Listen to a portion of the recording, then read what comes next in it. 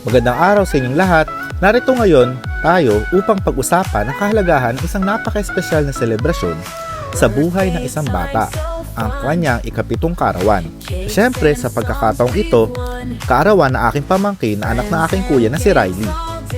Sa kulturang Pilipino, ang pagdiriwang na ika-7 kaarawan or 7th birthday ay hindi lamang basta tradisyon.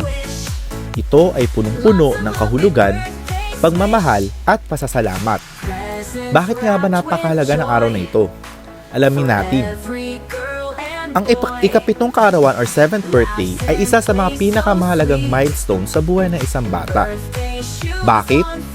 Dahil ito ang panahon kung kailan ang bata ay nagiging mas independent, mas nakakakilala ng tama at mali, at mas handa na sa mas malalim na pag-unawa sa mundo sa kanyang paligid.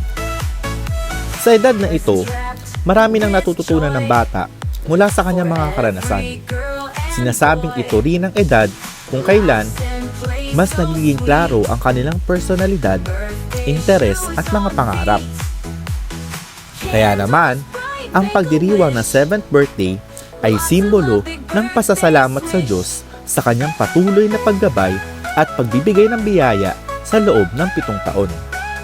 Ang pagdiriwang ng 7th birthday ay hindi lamang para sa bata, kundi pati na rin sa buong pamilya at komunidad.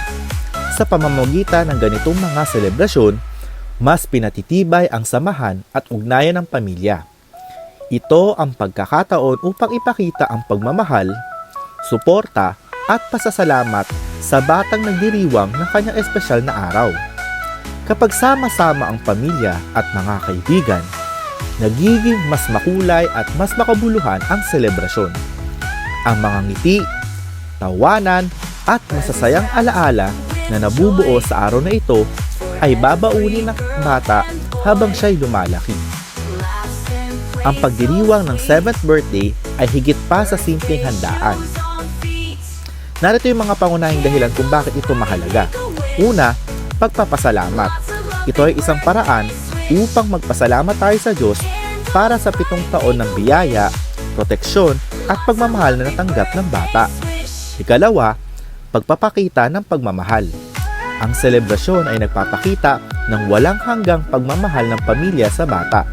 Sa ganitong paraan, nararamdaman ng bata na siya ay mahalaga at pinahahalagahan.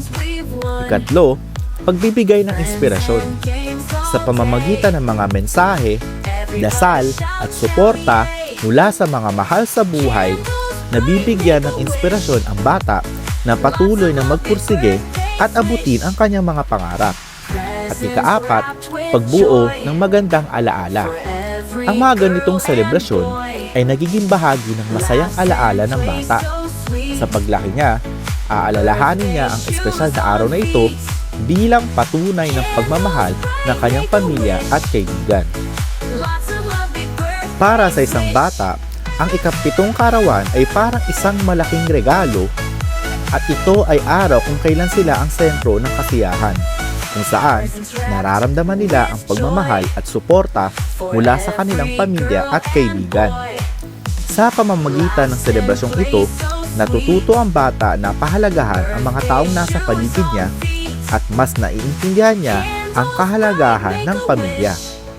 Para naman sa mga magulang, lolo at lola at iba pang miyembro ng pamilya, ang 7th birthday ay paalala na ang kanilang mahal na anak o apo ay lumalaki na. Isa itong pagkakataon upang ipakita ang kanilang pagmamahal at pasasalamat sa presensya ng bata sa kanilang buhay.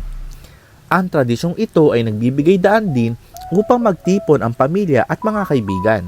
Ito ay panahon ng pagbubuklod, kwentuhan, at pagbabahagi ng masasayang alaala. Ang selebrasyon ng ika-7 kaarawan ay hindi lamang para sa bata, kundi para rin sa buong pamilya. Ang selebrasyon ng 7th birthday ay hindi lamang tungkol sa kasiyahan o handaan. Ito ay isang paraan upang magpasalamat sa Diyos para sa 7 taon ng buhay ng bata. Ito rin ay pagkakataon upang ipakita ang pagmamahal at suporta ng pamilya sa kanilang anak. Ang selebrasyon na ito ay nagbibigay sa bata ng kumpiyansa, at kasiguraduhan na siya ay mahalaga at pinapahalagahan. Higit pa rito, ito ay isang alaala na kanyang babaunin habang siya ay lumalaki. Sa pagdiriwang ng ika-7 kaarawan, tayo ay nagpapakita ng pasasalamat, pagmamahal at pagkakaisa. Isa itong paalaala na ang bawat taon ay mahalaga at dapat ipagdiwang. Kaya sa ating mga mahal sa buhay, lalo na sa ating mga anak, ipakita natin na sila ay mahalaga sa atin sa pamamagitan ng ganitong mga espesyal na okasyon. Muli, maligayang ika-7 kaarawan sa lahat ng mga batang nagdiriwang. Siyempre sa aking pamangkin na si Riley. Naway, magpatuloy ang inyong masayang paglalakbay sa buhay kasama ang pagmamahal ng inyong pamilya. Naway patuloy kayong pagpalain, mahalin at gabayan ng ating Diyos. Kaya sa lahat ng mga magulang, tiyuhin, tiyahin at kaibigan, ipagdiwang natin ang mga milestone sa buhay ng mga bata tulad ng ika-7 kaarawan. Sa ganitong paraan na ipaparamdam natin sa kanila na sila ay mahalaga at pinapahalagahan. Ang ika-7 kaarawan ay isang espesyal na selebrasyon na puno ng kahulugan at pagmamahal. Ito ay paalaala na ang bawat taon sa buhay ng bata ay mahalaga at dapat ipagdiwang.